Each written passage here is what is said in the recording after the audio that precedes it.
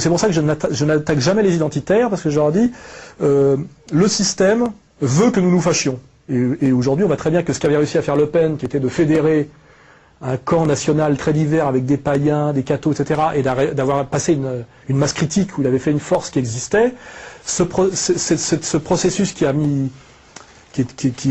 a attribué au génie de Le Pen et qui a duré 30 ans, peut très bien s'écrouler demain. Et je ne veux pas être de ceux qui participent à la destruction de cette chose qui doit être sauvée. Voilà, c'est pour ça que je dis aux identitaires la même chose. Je dis, ne nous faisons pas la guerre. Je veux dire, moi j'essaie de comprendre la sensibilité identitaire.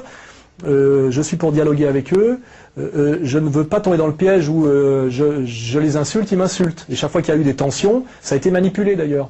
J'ai eu un petit problème avec Bernard Anthony, j'en avais jamais entendu parler. On l'a monté contre moi, on m'a monté contre lui. Il y a des gens qui ont envie que le camp national, que j'appelle pas la droite nationale, mais la mouvance nationale, éclate. Et en identitaire et en universaliste, en disant d'un coup ça serait les racialistes et de l'autre ça serait les immigrationnistes.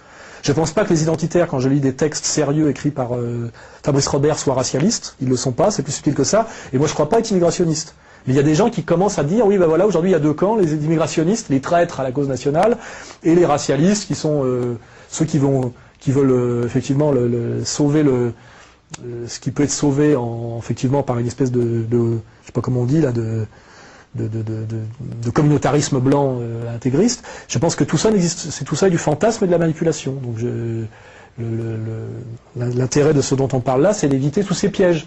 Et malheureusement, il y a beaucoup, comme la sensibilité identitaire touche des gens très jeunes et très en colère, ce que je comprends, parce qu'ils en ont marre de voir leur pays se péter la gueule, ils en ont marre de se voir humiliés et insultés par des halogènes qui crachent sur leur culture, relayés par les médias, etc. C'est-à-dire, entendre Diams, cette espèce de poufiasse, insulter Marine Le Pen, ça me fait pas plaisir à moi non plus. Hein, surtout qu'elle n'a aucune légitimité, aucun talent, rien. Quoi, je veux dire, c'est insupportable, je le comprends tout à fait. Le problème, à un moment donné, c'est qu'il y a l'émotionnel, et puis après, il y a le travail